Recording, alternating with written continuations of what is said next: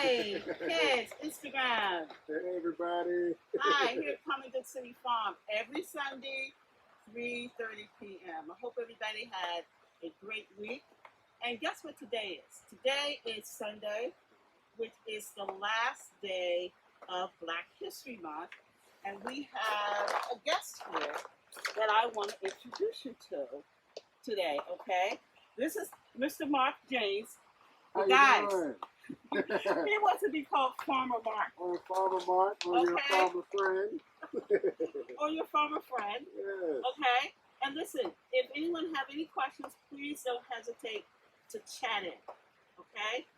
Now, Farmer Marc, how are you today?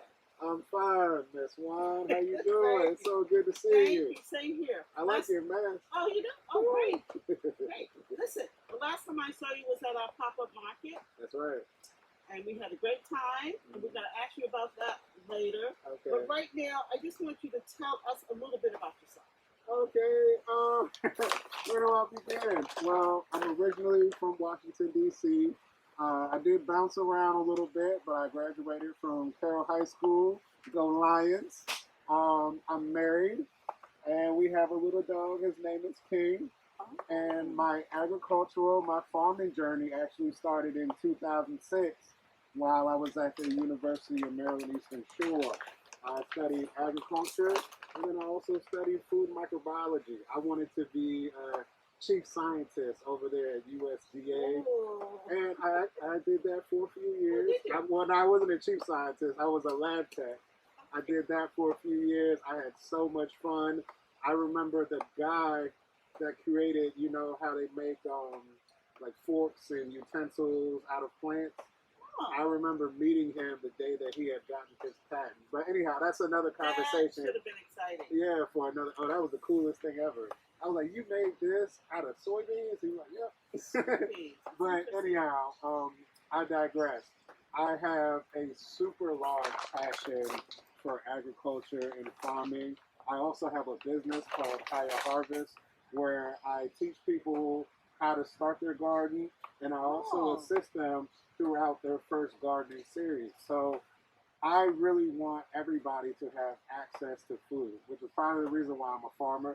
But it's really important to me that everybody can grow at least a little bit of what you eat. I know we all don't have acres of land and a lot of time to really, you know, cater to a garden.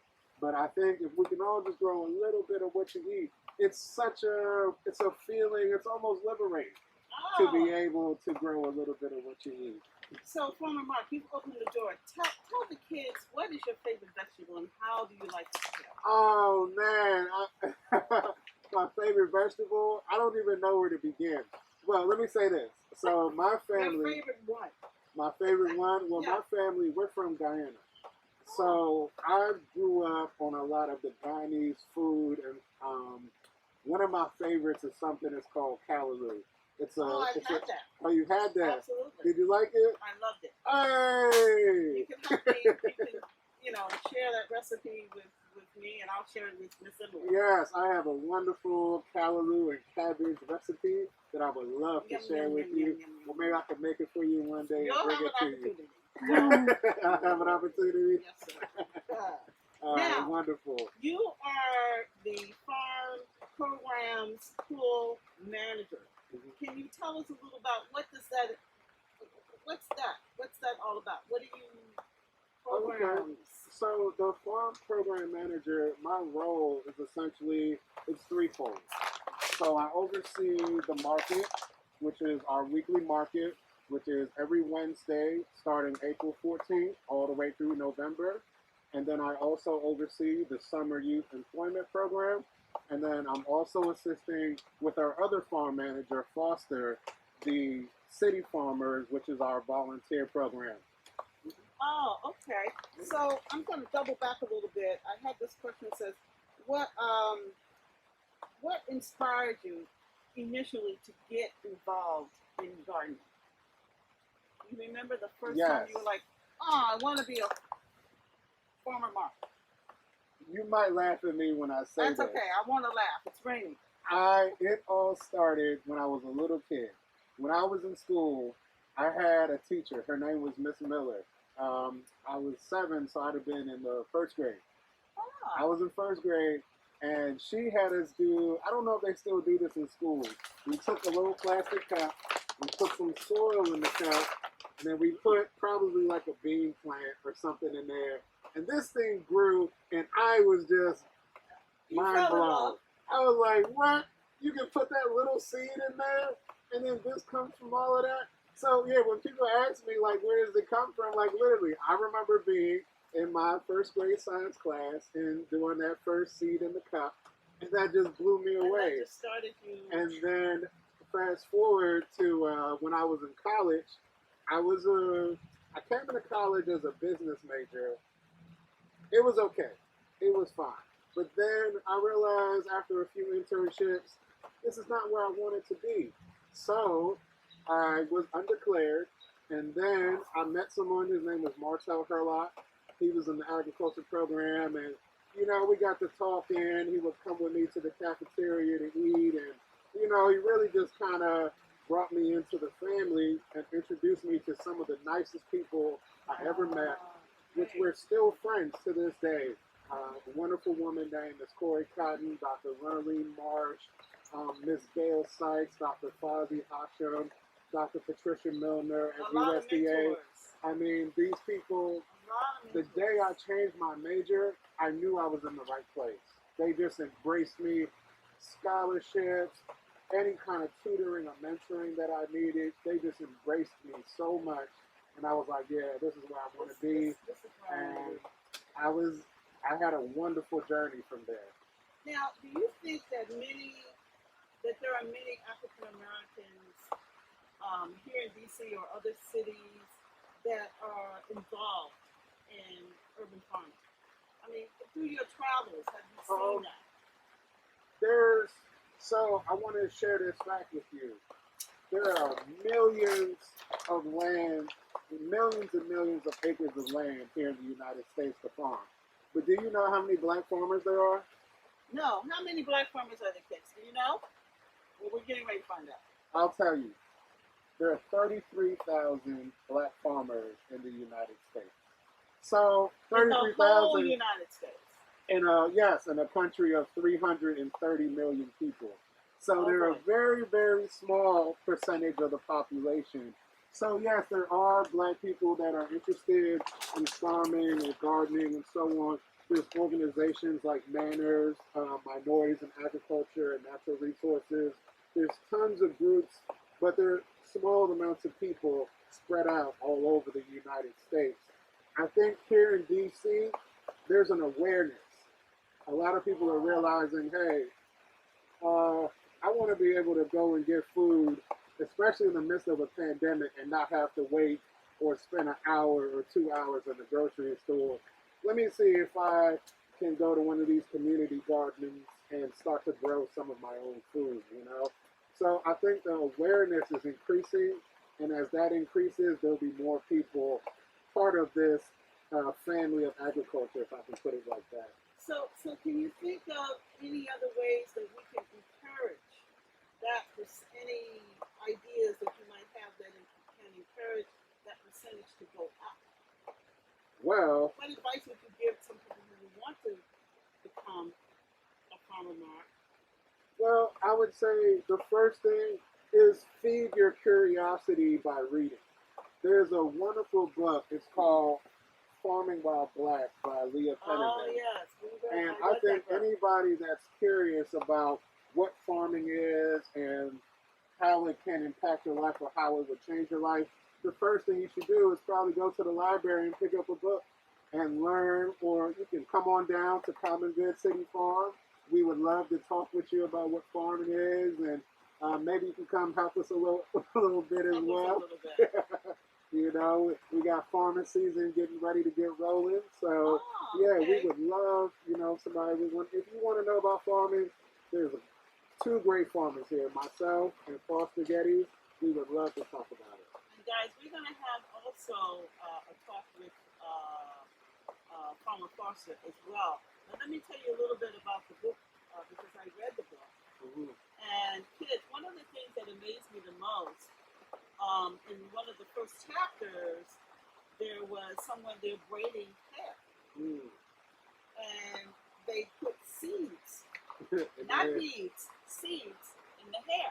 And I was like, why would they put seeds in the hair? Well, when we were enslaved and we came here to the United States, they would put the seeds in their hair so they could grow their own crops. I thought that just blew my mind. I just couldn't figure out why would you put seeds, in your braids. So I was hooked on the book.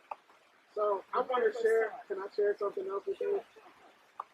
So this week is also CSA week.